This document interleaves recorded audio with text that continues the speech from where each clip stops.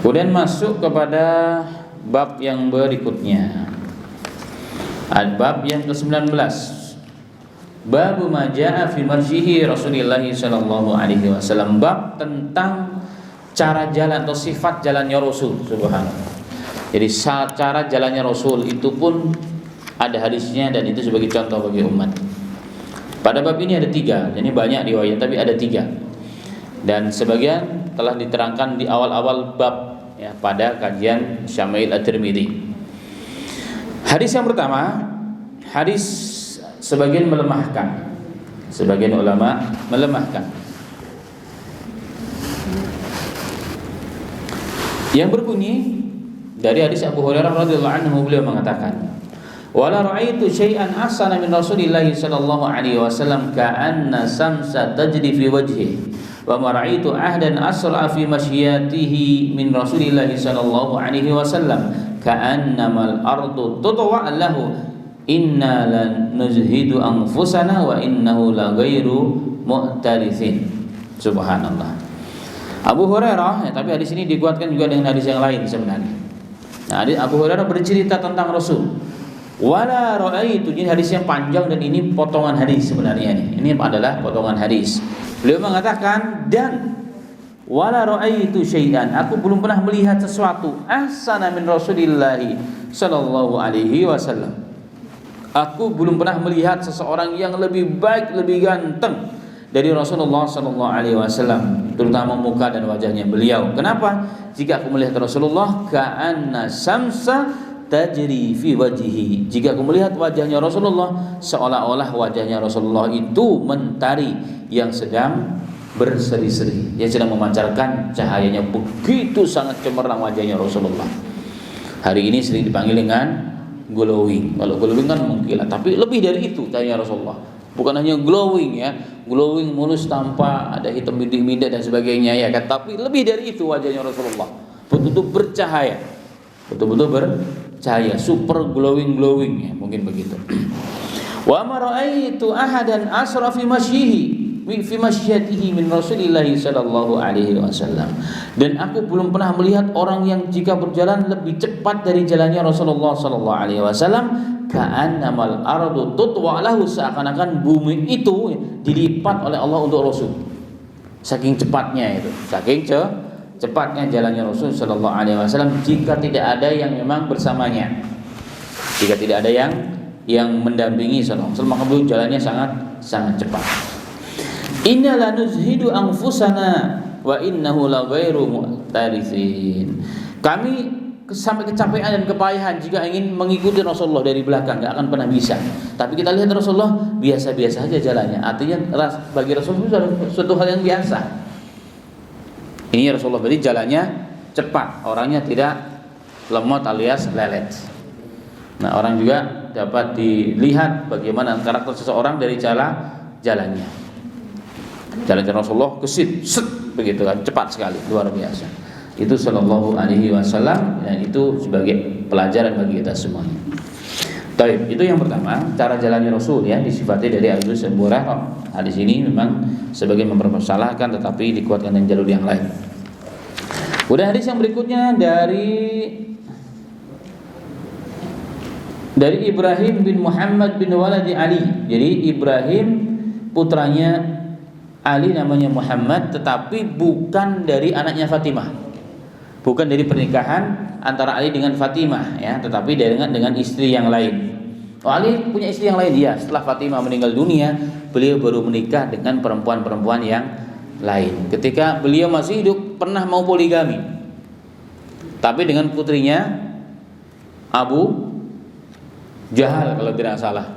Dan Rasulullah mengatakan dalam hadis yang sahih, tidak mungkin berkumpul antara putriku, putri Muhammad, dengan putrinya musuh Allah dan Rasulnya. Mendengar kalimat itu, maka Ali bin Abi Thalib membatalkan pernikahan yang keduanya. Artinya menikah kedua pun harus diperhatikan juga bagaimana perasaan dari keluarga besar sebelah. Apalagi kalau mereka tokoh ya, tokoh publik, tokoh Islam dan sebagainya, harus diperhatikan. Harus diperhatikan karena ada kesan bagi masyarakat lebih dari satu kemungkinan besar. Yang pertama ada sesuatu begitu. Walaupun tidak harus demikian ya, tidak harus demikian. Tapi ada kesan semacam itu. Dan Rasulullah tidak mau itu. Maka Ali nggak berani. Kecuali setelah Rasulullah meninggal dunia, 6 bulan kemudian disusul oleh Fatimah. Baru setelah itu Ali bin Abi Thalib menikah dengan orang lain. Dan menikah dengan orang lain. Tapi berbeda dengan Hasan, cucunya Rasulullah, anaknya Ali. Tapi setelah Rasulullah meninggal dunia, dia dikatakan oleh Ali tukang kawin. Jadi kawin cerai, banyak banget istrinya. Kok bisa? Sampai Ali mengatakan, wahai kaum muslimin, jika kalian punya putri, jangan dikawinkan dengan anak saya. Dia kerjanya kawin cerai.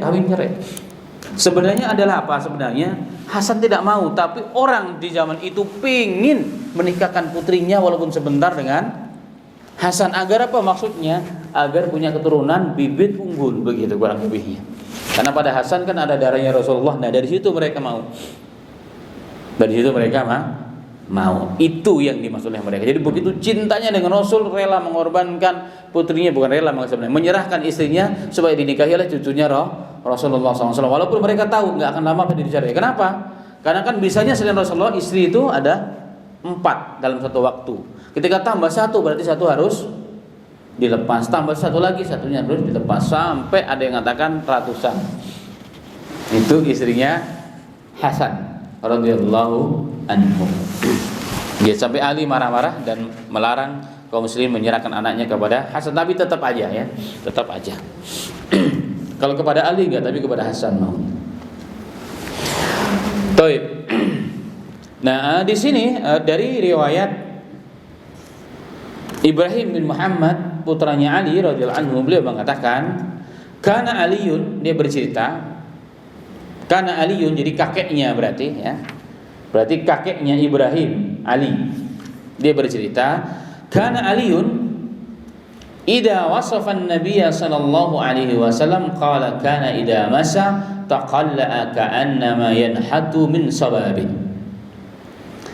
Jadi Ibrahim bin Muhammad bin Ali radhiyallahu anhu, beliau mengatakan ketika Ali mensifati bagaimana cara jalannya Rasulullah sallallahu alaihi wasallam, maka kakekku yakni Ali bin Abi Thalib tadi akan berkata, Nabi Muhammad sallallahu alaihi wasallam jika berjalan maka beliau berjalan seolah-olah beliau turun dari tempat yang tinggi. Berarti badannya agak nunduk ke depan. Dan itu cara jalan cepat ya. Cara jalan cepat itu menunduk ke depan. Mungkin yang pernah ikut lomba gerak jalan itu kecepatan akan tahu bagaimana cara jalan cepat. Dia badannya harus ditundukkan ke depan baru bisa cepat jalannya. Kalau enggak tegak begini enggak akan bisa jalan cepat ya. Itu sallallahu alaihi wasallam. Jika jalannya Rasulullah memang cepat ya, memang cepat semakna dengan hadis yang awal tadi. Kemudian yang kedua, yang berikutnya adalah hadis yang diriwayatkan kepada Ali bin Abi Thalib, qala kana Nabi sallallahu alaihi wasallam idza masa takaffuan ka'annama yanhatu min sababin. Hadis ini sahih. Ali bin Abi Thalib mengatakan adalah Nabi Muhammad sallallahu alaihi wasallam idza masya, apabila berjalan takafuan maka beliau akan berjalan dengan tegak seolah-olah berjalan turun dari tempat yang tinggi ya, seakan-akan berjalan dari tempat yang tinggi sallallahu alaihi wasallam. Baik, ini cara jalannya Rasulullah sallallahu alaihi wasallam. Dari cara jalannya saja kita ketahuan bagaimana sifat karakter Rasulullah sallallahu alaihi wasallam, karena dari cara jalan, cara gerak-gerik seseorang dapat dilihat, dinilai karakternya. Oh begini. Maka Rasul orang yang sangat cepat ya mengerjakan sesuatu, dan beliau bukan orang yang lelet, cepat. Karena waktu adalah hidayah bagi Nabi Muhammad SAW, adalah pahala bagi Nabi Muhammad sallallahu alaihi wasallam. Kalau hari ini kita mengenal waktu adalah uang ya, waktu adalah fulus. Tapi Rasulullah waktu adalah ibadah, waktu adalah hidayah bagi umat manusia sallallahu alaihi wasallam. Baik.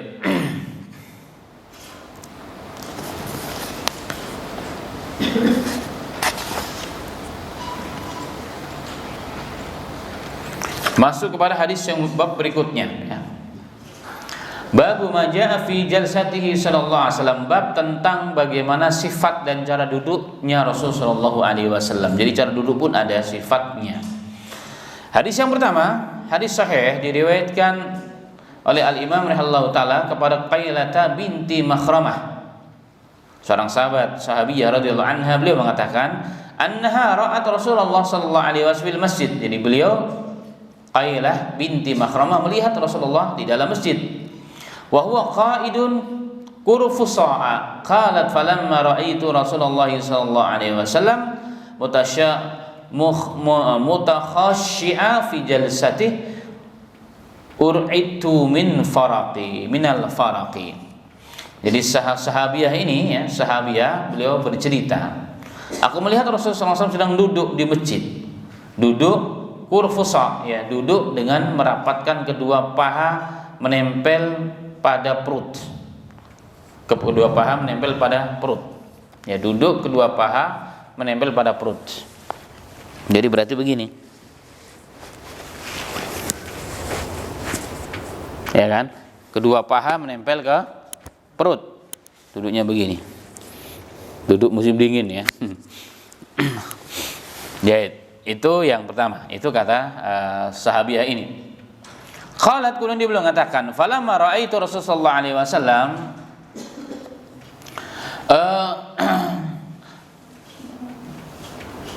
kemudian aku melihat Nabi Muhammad sallallahu alaihi wasallam yang begitu khusyuk dalam duduknya. Jadi aku melihat duduk begitu sangat khusyuk ya. Rasulullah sallallahu alaihi wasallam ur'idtu minal faraqi, maka aku gemetar ya. Aku gemetar melihat Rasul sallallahu alaihi wasallam. Jadi hebahnya muncul ya. Aura hebahnya Rasul, kemuliaan Rasul itu muncul, padahal duduknya begitu. Tangannya begini ya. Tangannya begini. Rasulullah duduk begini. Kan biasanya kalau duduk yang begini capek, nah begini. Agak nyantai dia memang ya, agak nyantai. Biasanya duduknya orang tua kalau di Indonesia. Kakek-kakek duduknya begitu, sudah kecapean hidup.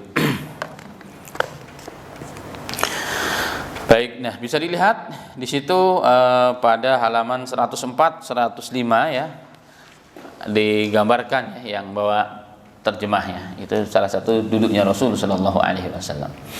Namanya qurfusa.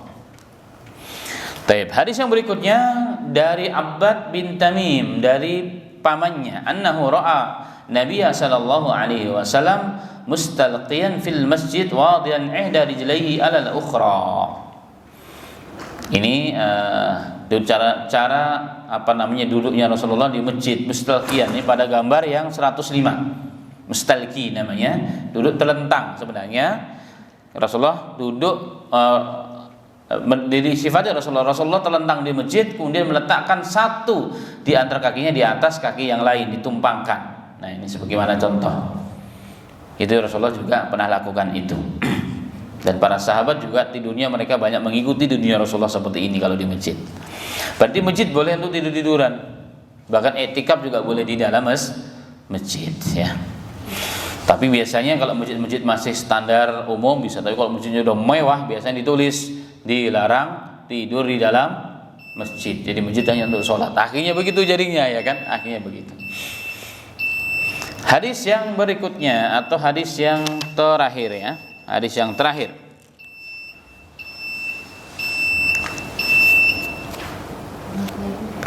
Dari Abu Sa'id Al-Khudri radhiyallahu anhu qala kana Rasulullah sallallahu alaihi wasallam idza jalasa fil masjid ihtaba bi yadayhi.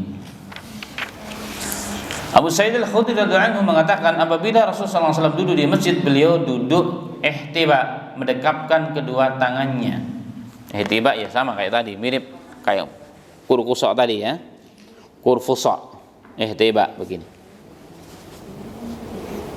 Nah, yang dilarang oleh Rasulullah SAW adalah ihtiba ya, adalah duduk ihtiba yang pakai semacam selendang besar ya, biasanya di musim dingin di apa namanya, kemudian ditutupi seluruh badannya, tapi di dalamnya dia nggak pakai kain yang lain. Itu dimungkinkan kalau ngantuk bisa langsung ngeblak, jatuh, dan bisa akan kelihatan auratnya, itu tidak dibolehkan oleh Rasul sallallahu alaihi wasallam. Ya, itu tidak dibolehkan oleh Rasul sallallahu alaihi wasallam. Baik, ini duduk-duduk yang pernah disifatkan kepada Rasulullah sallallahu alaihi wasallam. Baik, semoga menambah pengetahuan kita ya. Jadi duduknya Rasulullah ya duduk seperti begitu ya. Kadang-kadang duduknya murabba, duduk sila ya biasanya ya. Duduk sila atau duduk tasyahud juga sering dilakukan oleh Nabi Muhammad sallallahu alaihi wasallam. Apakah boleh duduk dengan cara yang lain? Boleh, silahkan, yang penting tidak melanggar syariat. Yang dilarang oleh Rasulullah adalah duduknya orang sombong, ahli neraka. Adalah biasanya menyandarkan kedua, duduknya para bos dan para raja. Ya, duduk seperti itu, atau duduk tapi tengkurap, itu tidak diperbolehkan. Ya, tidak diperbolehkan sallallahu alaihi wasallam. Baik, itu saja yang bisa disampaikan pada hari ini ya. Sebelum kita tutup, silakan jika ada menambahkan atau ditanyakan, tafadhal.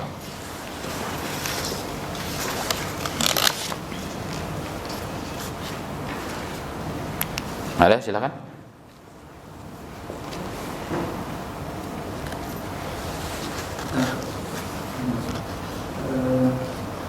Pakaian mana yang paling sering dipakai oleh Rasulullah? Kemudian untuk yang seperti tadi itu dalam situasi apa dan kondisi bagaimana? Baik. Tadi padahal Rasulullah dengan Aisyah dalam keadaan suci, tapi justru di situ malah turun firman gitu ya. Wahyu. Nah. Iya. Terus izar itu dengan rida. Apakah ketika nanti kita sholat itu hanya boleh melipatkan rida itu sendiri di badan kita itu? Iya. Boleh nggak Pak? Seperti sorban gitu. Kadang-kadang bukan kadang-kadang ya. Jadi mestinya sih nggak seharusnya begitu. Kita punya sorban supaya lebih ringkas. Kita pakai selimpetin terus kita buat sholat gitu kan? Tidak pakai baju? Enggak. Terus alhamdulillah pakaian ihram itu sendiri tak? Bagaimana asal usulnya saya ingin tahu tak gitu kan? Baik. Yang pertama, pakaian yang paling dipakai Rasulullah yang sering adalah gamis, sebagaimana dalam kajian sebelumnya. Gamis itu pakaian harinya Rasul. Yang kemarin syarat gamis ya, lengan panjang sampai pergelangan tangan ya, punya saku 2 dan panjangnya sampai minimal pertengahan betis. Itu gamisnya Rasulullah sallallahu alaihi wasallam. Kadang biasanya dalam acara khusus, ada acara khusus, kemudian seperti khutbah, ada tamu, haid, atau mungkin musim dingin ya, atau dalam perjalanan beliau memakai pakaian luar, ditambahkan luar dengan berpakaian jubah. Jadi jubah itu adalah yang dibelah dari atas ke bawah. Kemudian terkadang Rasulullah juga pakai rida karena dingin atau dan sebagainya, rida yang diselimutkan seperti tadi itu. Nah, sarung ya tadi dikatakan sarung ada rida juga sebenarnya, tapi di bawah, pusar ke bawah. Kalau rida dipusar ke atas. Bolehkah kita pakai sholat dengan demikian? Bolehnya boleh. Kalau zaman sahabat memang mereka punyanya sarung dengan rida doang, nggak pakai baju. Memang kondisi seperti itu di zaman Rasulullah, miskin sekali luar biasa, sehingga yang punya celana nggak pakai sarung karena nggak punya sarung, dan seterusnya. Tapi kalau kita dalam kondisi yang hari ini kan alhamdulillah semiskin-miskinnya orang, insya Allah punya baju koko, baju sholat lah, bilang baju takwa minimal itu hari ini begitu. Nah, bagaimana kalau kita punya baju seperti itu tapi kita cukup dengan apa tadi, rida tadi diselimutkan? Boleh apa enggak sholatnya? Sahnya sah, tapi mungkin ini kembali kepada bab etika ketika menyembah Tuhan, menyembah Allah Subhanahu wa taala. Ya, kita mungkin boleh menganalogikan ketika kita menjumpa dengan bos, dipanggil di telepon, "Bro, ke kantor ya nanti, langsung ruang direktur." Oke, siap. Kita akan pakaian yang enggak mungkin kita pakai kaos oblong. Ya kan, pasti pakaian yang layak ya, pakaian itu. Kita mau kok ada undangan walimah di tempat saudara kita juga nggak mungkin pakai pakaian oblong, pasti akan pakaian batik. Kalau memang masih lama, kita buat dulu supaya kita datangnya sama istri kita, anak 4 semuanya sama pakaiannya, sampai sebegitunya. Nah, kenapa kita menyembah Allahu Rabbul Izzah cukup dengan pakaian seperti itu? Itu menjadi pertanyaan bersama. Bolehnya boleh, sahnya sah, tapi ini kembali kepada adat. Kenapa? Karena Allah telah berikan banyak karunia dan nikmat, ya, maka kita gunakan untuk hal seperti itu. Nah, adapun ihram itu mirip. Ihram itu ya kain lembaran sebenarnya. Yang hari ini umumnya berwarna putih. Hari ini kenapa kan ihram itu kalau di Indonesia itu seperti towel bahannya? Karena maksudnya pertama, dia lebih tebal. Bukan harus begitu. Umumnya yang dipilih umumnya di Indonesia atau seluruh dunia umumnya, dan dijual juga di sekitar Haramain atau di tempat-tempat biasanya untuk hadiah haji dan umrah, ya, di toko-toko khusus seperti itu seperti towel bahannya, seperti anduk lah begitu. Kenapa? Pertama, dia lebih tebal. Kalau lebih tebal, pertama kalau dipakai tidak menjiplak banget tubuh kita. Yang kedua, kalau kena angin gak mudah terbawa angin. Tapi kalau kita lihat orang-orang India, yang orang-orang Pakistan, mereka punya itu kayak kain biasa dipotong gitu kan, jadi ihram. Nah, akibatnya gitu tadi, kalau kena keringat sedikit, apalagi di musim panas, maka ngecap dia. Kalau kena angin sedikit dia akan terbang. Nah, beda dengan yang seperti tadi itu. Apakah harus putih? Yang paling afdal warna putih. Tapi ini khusus bagi laki-laki. Perempuan nggak boleh pakai begitu. Perempuan pakai laki-laki juga nggak boleh, bahaya malah. Perempuan sebagaimana biasa. Jadi pakaian ihram bagi yang muhrim namanya, laki-laki yang tidak berjahit. Berarti nggak boleh pakai sarung, kalau sarung Indonesia kan berjahit, tapi kalau sarung yang tidak berjahit boleh. Itu namanya berubah menjadi kain ihram. Kain ihram ini kan sarung, tapi yang tidak dijahit. Sebenarnya begitu, ya. Jadi begitu cara pakaiannya begitu, ya. Insyaallah ta'ala. Cukup Pak Bambang? Ada yang lain nyangkut? Oh ya, yang duduk yang tadi itu dalam kondisi apa? Kalau kita lihat teks hadis, Rasulullah dengan duduk santai. Rasulullah dengan sedang duduk santai di masjid, tapi khusyuk sekali, mungkin lagi sambil zikiran kali. Karena kalau Rasulullah sedang menyampaikan kajian nggak mungkin duduk. Rasulullah murabba bersila biasanya umumnya kalau sedang menyampaikan ilmu, atau duduk iftirash seperti orang sedang tahiyat awal. Biasanya yang sering dilakukan oleh Nabi Muhammad SAW ketika ba'da sholat dan menyampaikan ilmu, atau bahasa hari ini menyampaikan kajian Islam. Jadi itu biasa Rasulullah. Nah, hari ini kita sedang menjalankan sunnah Rasulullah nih. Ba'da sholat langsung Rasulullah berbaling badan tanpa macam-macam, zikir panjang-panjang, langsung menyampaikan ilmu biasanya. Wahai sahabatku, tadi malam aku melihat begini. Wahai sahabatku, Allah turunkan ini. Atau kalau enggak ada sama sekali dari Rasulullah, ada enggak yang tadi malam mimpi saya takwilkan? Itu kata Rasulullah SAW. Dan itu panjang sampai apa? Terbit matahari. Suruk, satu tombak, kemudian sholat 2 rakaat. Biasanya Rasul lanjut, atau umumnya langsung pulang ke rumah. Itu kebiasaan laki-laki zaman dahulu, ya, zaman dahulu kala. Kalau di Jakarta, Jabodetabek susah. Kenapa? Kalau kita duduk sampai suruk, wah kita telat berangkat kerjanya. Ya kan, telat ngantar anak sekolah. Ini memang gaya hidup orang kota seperti itu. Makanya bersyukur yang sudah pensiun, yang masih banyak waktu untuk mengamalkan sunnah itu. Nikmat dari Allah Subhanahu wa ta'ala. Tidak tersibukkan dengan kendaraan di jalan, ya, tidak bermacet-macet raya. Ini nikmat Allah ta'ala. Baik,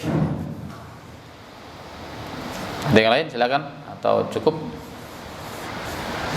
PDKM cukup ya, insyaallah taala. Demikian kajian kita pada hari ini, atau pada pagi hari ini. Semoga menambah ilmu dan jadikan khutwah dan uswah bagi kita semua dalam kehidupan kita, sampai cara duduknya, cara berpakaiannya pun ada contoh dari Nabi kita Muhammad Sallallahu Alaihi Wasallam, yang itu jika diniatkan ittiba dengan Rasul, ikhlas karena Allah, maka akan menjadi pahala dan pahala bagi kita, dan kita akan menunainya nanti kelak di akhiratnya Allah Subhanahu wa taala. Demikian, wafaqana wa iyyakum lima yuhibbu wa yarda. Walhamdulillahirabbil alamin. Subhanaka rabbana wa bihamdika asyhadu an la ilaha illa anta astaghfiruka wa atubu ilaik. Assalamualaikum warahmatullahi wabarakatuh.